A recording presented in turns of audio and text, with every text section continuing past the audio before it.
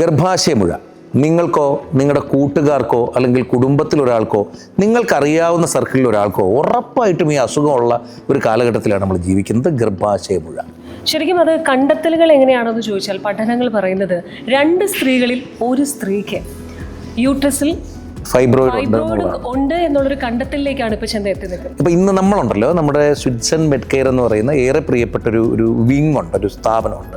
അവരിതിൽ വളരെയേറെ റിസർച്ച് ചെയ്ത ഒത്തിരിയേറെ ഒരു 5000-ലേറെ ഫൈബ്രോയിഡ് കേസുകൾ അറ്റൻഡ് ചെയ്ത സർജറി ഇല്ലാതെ തന്നെ ഒരുപാട് കുടുംബങ്ങളെ ജീവിതത്തിലേക്ക് മടക്കി കൊണ്ടുവന്നൊരു സ്ഥാപനമാണ്. അപ്പോൾ ഇവിടെ വന്നു, ഡോക്ടറെ കണ്ടു, എന്നിട്ട് അദ്ദേഹത്തിനോട് കുറച്ച് കാര്യങ്ങൾ ചോദിച്ച് മനസ്സിലാക്കിയപ്പോൾ ആ വിശേഷങ്ങൾ നിങ്ങളിലേക്ക് എത്തിക്കണമെന്ന് തോന്നി, നിങ്ങളെ കൂടെ കൊണ്ടുപോകണമെന്ന് തോന്നി. ഒരുപാട് പേർക്ക് പ്രയോജനപ്രദമാകുന്ന ഒരു വീഡിയോ തന്നെയായിരിക്കും. മുഴുവനായി കാണുക. ഏറ്റവും പ്രിയപ്പെട്ട ഒരുപാട് പേർ ഇതിലൂടെ കടന്നു പോകുന്നുണ്ടാവും.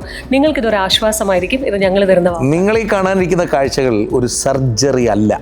സർജറി ഇല്ലാത്ത വേദന, അത് ചെയ്യുമ്പോൾ ഇല്ലാത്ത, പിന്നീട് കുറച്ച് വേദനയൊക്കെ സ്വാഭാവികമായിട്ട് വരുന്ന, ഒരേ ഒരു ദിവസം മാത്രം റെസ്റ്റ് വേണ്ടി വരുന്ന ഒരു കംപ്ലീറ്റ് പെർമനന്റ് സൊല്യൂഷനാണ്. നിങ്ങളെപ്പോലെ തന്നെ ഞങ്ങൾക്കും നല്ല ഒരു ഇതിനെക്കുറിച്ച് അറിയണമെന്നുണ്ട്. ഇത് എന്താണ് പ്രോസസ്സ് എന്ന് അറിയണമെന്നുണ്ട്, ലക്ഷണങ്ങൾ അറിയണമെന്നുണ്ട്. തീർച്ചയായിട്ടും.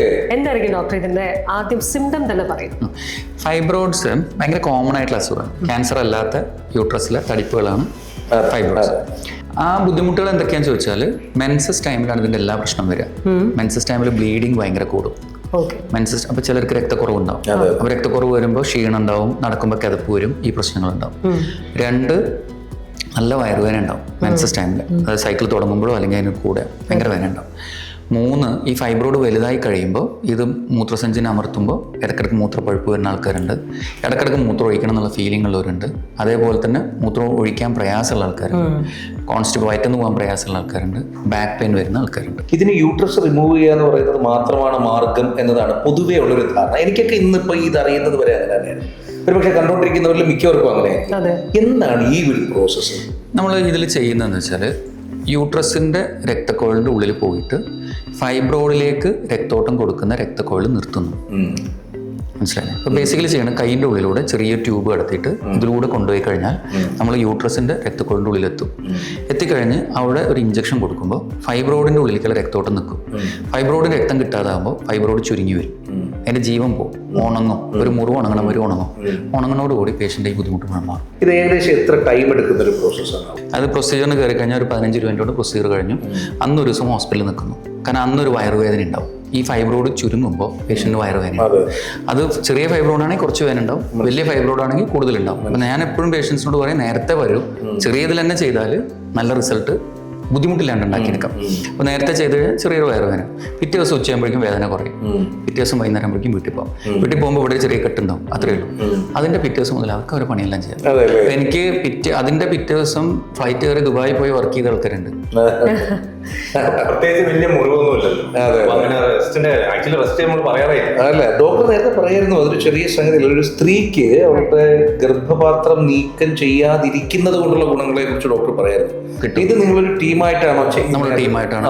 ഡോക്ടർ ഷിഫാസ് ആണ് ഇവിടെ ട്രിവാൻഡ്രത്ത് ഇത് ചെയ്യുന്നത്. അപ്പം ഞങ്ങളൊരു ടീമായിട്ട് ഇവിടെ വർക്ക് ചെയ്യുന്നു. എൻ്റെ കൂടെ ഡോക്ടർ മുസാഫിർ ഉണ്ട്, പുള്ളി വെരിക്കോസും ചെയ്യുന്നുണ്ട്. അപ്പോൾ നമ്മളൊരു ടീമായിട്ട് OP കാണുന്നു, കേസ് ചെയ്യുന്നു. ഡോക്ടർ ഷിഫാസ് ഇവിടെ ഫുൾ ടൈം ഉണ്ട്. അപ്പം അതായത് ഇപ്പൊ ഏത് ദിവസം വന്നാലും നമുക്ക് ഈ പറഞ്ഞതുപോലെ നടക്കും. അപ്പോയിന്റ്മെന്റ് ഇഷ്യൂ ഇല്ല. MRI എടുക്കുന്നു, ചെയ്യുന്നു.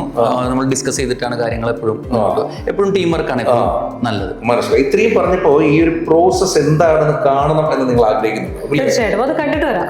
ഞങ്ങളെയും കൂടെ അങ്ങോട്ട് കൊണ്ടുവരാനാണ് ഈ ഡ്രസ്സ്.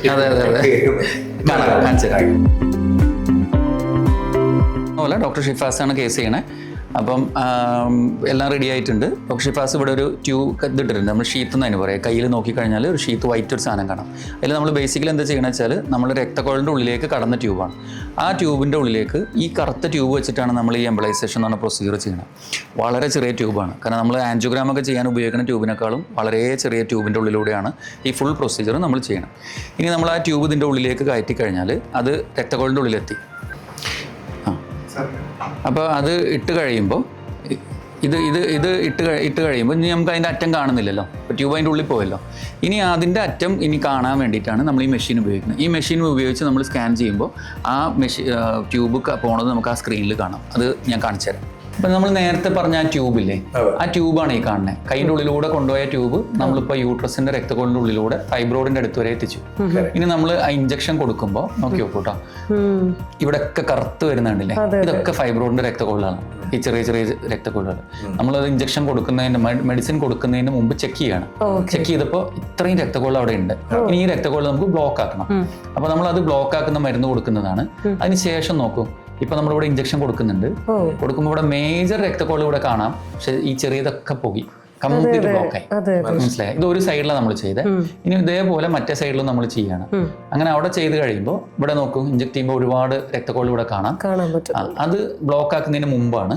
അത് കഴിഞ്ഞ് ബ്ലോക്ക് ആക്കി കഴിഞ്ഞതിന് ശേഷം നമ്മൾ കൊടുക്കുമ്പോൾ ഇവിടെ നോക്കും, ഇവിടെ ഇങ്ങനെ വരുന്നതല്ലാണ്ട് ഇതിന്റെ ഉള്ളിലേക്ക് കയറുന്നില്ല. കംപ്ലീറ്റ് ആയിട്ട് ബ്ലോക്ക്. അപ്പൊ ഇത്രയും ഏരിയ ഫൈബ്രോയിഡ് ഉണ്ടായിരുന്നത് നമ്മൾ കംപ്ലീറ്റ് ആയിട്ട് ബ്ലോക്ക് ആക്കി. ഇനി ആ ഫൈബ്രോയിഡ് രക്തം കിട്ടാതെ ചുരുങ്ങി വരും. ചുരുങ്ങുന്ന സമയത്ത് ഇനീഷ്യലി ചെറിയൊരു വയറുവേദന ഉണ്ടാവും. അതിനാണ് നമ്മൾ അഡ്മിറ്റ് ചെയ്യുന്നത്. ഇന്ന് പേഷ്യൻ്റ് കൂടെ അഡ്മിറ്റ് ആണ്. നാളെ ഉച്ചയാകുമ്പോഴേക്കും വേദനയൊക്കെ മാറും. ഇത് ഡെഡ് ടിഷ്യൂ ആവും. ഇനി 6 മാസം കഴിഞ്ഞ് MRI എടുത്ത് നോക്കുമ്പോൾ ഇത് ചുരുങ്ങി ഉണങ്ങിയിട്ടുണ്ടാവും. അതിന്റെ ഇടയിൽ അടുത്ത മാസം ആകുമ്പോഴേക്കും ബ്ലീഡിങ്ങും വയറുവേദനയും ഒക്കെ മാറിയിട്ടുണ്ട്. സത്യം പറയാലോ, ഞങ്ങൾ വണ്ടറടിച്ച് നിൽക്കുകയാണ്. കാരണം ഇതുവരെ നമ്മുടെ അറിവനുസരിച്ച് ഒരു മനുഷ്യ ശരീരത്തിൽ ഒരു സർജറി ചെയ്ത് അവർക്കൊരു വലിയ നഷ്ടമുണ്ടായി ഒരു സ്ത്രീയുടെ ഉള്ളിൽ എപ്പോഴും കാണും അല്ലെ? ഈ പറഞ്ഞ പോലെ ആവശ്യമില്ലാതെയാണോ ഇല്ലാണോ അവർക്കറിയില്ല. പക്ഷെ അത് റിമൂവ് ചെയ്തല്ലോ, അതൊരു വിഷമം ഉണ്ടാവും. സമയം, കാശ്, അങ്ങനെ ഒരുപാട് ടെൻഷൻസിലൂടെ ആയിരിക്കും ആ ഒരു സമയത്ത്. പറയുന്നതൊക്കെ ഇമോഷണൽ കണക്റ്റാണ്. പക്ഷേ ഇതിന്റെ ശാസ്ത്രീയത എന്താണ് ഡോക്ടർ ഇതുകൊണ്ടുള്ള ഗുണം? ഇപ്പൊ യൂട്രസ് റിമൂവ് ചെയ്യാതെ തന്നെ ഈ പ്രൊസീജിയർ ചെയ്യുമ്പോൾ ഓക്കെ, ഇത് നമുക്ക് ഫൈബ്രോയിഡിന്റെ ബുദ്ധിമുട്ടുള്ള നമ്മൾ പറഞ്ഞു കഴിഞ്ഞു. അപ്പോൾ ഒന്ന് നമ്മൾ ട്രീറ്റ്മെന്റ് ചില ഫൈബ്രോയിഡ് ആയിട്ടുള്ള ബന്ധപ്പെട്ട് നമ്മുടെ ബുദ്ധിമുട്ടുള്ള, അതായത് ബ്ലീഡിങ്, നമ്മുടെ pressure symptoms, urinary symptoms, constipation, അങ്ങനത്തെ കാര്യങ്ങളൊക്കെ ഒരു മാറ്റം വരും. ഒന്ന്. രണ്ടാമത്, ഇത് ഒരു സർജറി അല്ല. അതുകൊണ്ട് തന്നെ വലിയ അനസ്തീഷയുടെ ആവശ്യമില്ല. നമ്മൾ കയ്യിലൂടെ ചെയ്യുന്നത് അത് ചെറിയൊരു ലോക്കൽ അനസ്തീഷ്യ ഭാഗത്തേക്കുള്ള അത്രേ ഉള്ളൂ അനസ്തീഷ്യ. അല്ലാണ്ട് വലിയ ജനറൽ അനസ്തീഷ്യ ബോധം കെട്ട് അല്ലെങ്കിൽ നട്ടലിൽ കുത്തിവെക്കുന്ന കാര്യങ്ങളൊന്നും അതില്ല. ഒന്ന്. പിന്നെ നമുക്ക് സ്ത്രീകൾക്ക് ഏറ്റവും കൂടുതൽ വേറൊരു പ്രശ്നമാണ് ഈ കോസ്മെറ്റിക് അപ്പയറൻസ്, മുറിവ്, സ്കാറൊക്കെ. ഇതിനകത്ത് അങ്ങനെ മുറിവുകളൊന്നുമില്ല, കയ്യിൽ ചെറിയൊരു ഡോട്ട് മാത്രമേ വരത്തുള്ളൂ. അങ്ങനത്തെ കാര്യം മാത്രമേ ഉള്ളൂ. പിന്നെ ഏറ്റവും ഇമ്പോർട്ടൻറ്റ് ആസ്പെക്ട് എന്താണെന്ന് വെച്ചാൽ നമ്മൾ യൂട്രസ് റിമൂവ് ചെയ്യുന്നില്ല. നമുക്ക് അറിയാലോ, നമ്മുടെ ശരീരത്തിലുള്ള എല്ലാ ഭാഗങ്ങളും ഇമ്പോർട്ടൻ്റ് ആണ്. ദൈവം അത് വെച്ചിരിക്കുന്നതിന് അതിനൊരു ഫംഗ്ഷൻ ഉണ്ട്, പർപ്പസ് ഉണ്ട്. നമുക്കെടുത്ത് എപ്പോഴും ഡിസ്ട്രക്ഷൻസ് ഈസിയർ ദാൻ ക്രിയേഷൻ എന്നാണോ, എടുത്ത് കളയാൻ എപ്പോഴും എളുപ്പമാണ്, പക്ഷെ അങ്ങനെ ഉണ്ടാക്കാൻ പറ്റത്തില്ല. അപ്പോൾ ഇതിന്റെ ഏറ്റവും വലിയ അഡ്വാൻറ്റേജ് യൂട്രസ് നമ്മൾ പോകുന്നത്, യൂട്രസ് പ്രിസർവ് ചെയ്ത് വെച്ചിരിക്കുകയാണ്. അപ്പോൾ അതിന്റെ ഫംഗ്ഷൻസും കാര്യങ്ങളെല്ലാം നമ്മൾ പ്രിസർവ് ചെയ്യുകയാണ്. അപ്പോൾ അതുകൊണ്ട് തന്നെ നമ്മുടെ ആ ഹോർമോണൽ പ്രോബ്ലംസും ഇപ്പൊ തന്നെ നമുക്കൊരു മെനോപോസിന് മുമ്പ് നമുക്ക് യൂട്രസ് എടുത്ത് കളഞ്ഞു കഴിഞ്ഞാൽ ഹാർട്ട് അറ്റാക്കും അങ്ങനത്തെ കാര്യങ്ങളൊക്കെ വരാനുള്ള ചാൻസ് കൂടുതലാണെന്നാണ് പഠനങ്ങൾ പറയുന്നത്. അപ്പോൾ അങ്ങനത്തെ ഒരു പ്രൊട്ടക്ഷൻ നമുക്ക് കിട്ടുവാണ്. പിന്നെ അതുപോലെ തന്നെ ഈ ഹോർമോൺസ് കാരണം നമുക്ക് ഫീമെയിൽസിനുള്ള ബോൺ ഡെൻസിറ്റി കാര്യങ്ങളെല്ലാം കുറഞ്ഞുള്ള സാധനങ്ങളൊക്കെ ഉണ്ട്. അപ്പോൾ അങ്ങനത്തെ കാര്യങ്ങളിൽ ഒരു പ്രൊട്ടക്ഷൻ കിട്ടുവാണ് നമ്മൾ ഈ യൂട്രസ് പ്രിസർവ് ചെയ്യുമ്പോൾ. അതാണ് ഏറ്റവും ഇമ്പോർട്ടൻ്റ് ആയിട്ടുള്ള കാര്യം. പിന്നെ വേറൊരു ഇമ്പോർട്ടൻ്റ് ആസ്പെക്ട് എന്ന് വെച്ചാൽ പലപ്പോഴും സ്ത്രീകൾ ഇങ്ങനത്തെ ഒരു പ്രൊസീജിയർ അല്ലെങ്കിൽ ഒരു സർജറിയൊക്കെ ഒഴിവാക്കുന്നത് ചിലപ്പോൾ പേടികൊണ്ട് മാത്രമായിരിക്കത്തില്ല. പലപ്പോഴും അവർക്ക് റെസ്റ്റ് എടുക്കാനുള്ള ബുദ്ധിമുട്ട്, ലീവ് എടുക്കാനുള്ള ബുദ്ധിമുട്ട്, ജോബിൽ വരുന്ന പ്രശ്നം, ഇതൊക്കെയാണ്. ഇത് നമുക്ക് ഒരു ദിവസത്തെ കാര്യമുള്ളൂ. നമുക്ക് ഇന്ന് വരുന്ന ഇപ്പോൾ ഉദാഹരണത്തിന് ഒരു വെള്ളിയാഴ്ച വൈകുന്നേരം വന്ന് അഡ്മിറ്റ് ആയി ചെയ്ത് കഴിഞ്ഞാൽ ശനിയാഴ്ചയും കഴിഞ്ഞ് ഞായറാഴ്ച റെസ്റ്റ് തിങ്കളാഴ്ച വീട്ടിൽ പോവാം. ഇവിടെ റെസ്റ്റിന്റെ ആവശ്യമേ ഇല്ല. അപ്പൊ അങ്ങനെ ഒരുപാട് ഒരു പോസിറ്റീവ് ആസ്പെക്ട്സ് ഉള്ള ഒരു ട്രീറ്റ്മെന്റ് മൊഡാലിറ്റി ആണ് ഇത്. പിന്നെ പഠനങ്ങളുണ്ട്. അപ്പൊ ഈ ഫൈബ്രോയിഡ് എംബോളൈസേഷൻ തന്നെ നമുക്ക് യൂട്രസ് റിമൂവ് ചെയ്യുന്ന സർജറി ആയിട്ടും അതുപോലെ ഫൈബ്രോയിഡ് മാത്രം റിമൂവ് ചെയ്യുന്ന മയോമെക്ടമി എന്നുള്ള സർജറി ഉണ്ട്. അതുമായിട്ടുള്ള കമ്പാരറ്റീവ് സ്റ്റഡീസ് ഉണ്ട്. സ്റ്റഡീസിലും ഇത് അതുപോലെ ഇഫക്റ്റീവ് ആണെന്ന് തന്നെയാണ് പഠനങ്ങൾ പറഞ്ഞിരിക്കുന്നത്. പിന്നെ ഇതിനൊക്കെ അപ്പുറം വീണ്ടും നിങ്ങൾ ചെയ്തുകൊണ്ടിരിക്കുന്ന ഒരു വലിയ അവയർനെസ് ആണ്. അതെ, തീർച്ചയായിട്ടും. അതിപ്പോ നമ്മൾ രണ്ടുപേരും ഇപ്പൊ കേട്ടപ്പോ നമുക്കൊരു പുതിയ ഒരു അറിവായിരുന്നു. കണ്ടിരിക്കുന്ന ഒട്ടുമിക്ക ഒരു 98% ഓഫ് ആൾക്കാരും എനിക്ക് തോന്നുന്നു നിങ്ങൾക്കതൊരു പുതിയ അറിവായിരിക്കും. അതൊരു വലിയ ഇൻഫർമേഷൻ, ഒരു അറിവാണ് എന്നതിനൊപ്പം ഇതൊരു വലിയ ആശ്വാസം. നിങ്ങൾക്ക് ഈ കാണുന്ന നമ്പറിലേക്ക്, ഈ അഡ്രസ്സിലേക്ക് നിങ്ങൾക്ക് ബന്ധപ്പെട്ടാൽ, ഇവിടെ വന്നാൽ ഈ പറയുന്നത് പോലെ തന്നെ പ്രശ്നങ്ങളില്ലാതെ, മുറിവില്ലാതെ, യൂട്രസ് റിമൂവ് ചെയ്യാതെ, മറ്റ് ഇമോഷണൽ പ്രശ്നങ്ങളോ ആരോഗ്യ പ്രശ്നങ്ങളോ ഒന്നുമില്ലാതെ ഒറ്റ ദിവസത്തെ റെസ്റ്റോട് കൂടി ഇത് കംപ്ലീറ്റ്ലി നമുക്ക് മാറ്റാനാകും എന്ന് പറയുന്നത് ഒരു വലിയ കാര്യമാണ്. ഇത് നമ്മൾ അപ്രീഷിയേറ്റ് ചെയ്യുക കൂടി വേണം. ഇതിൽ കോൺടാക്ട് ചെയ്താൽ മതി.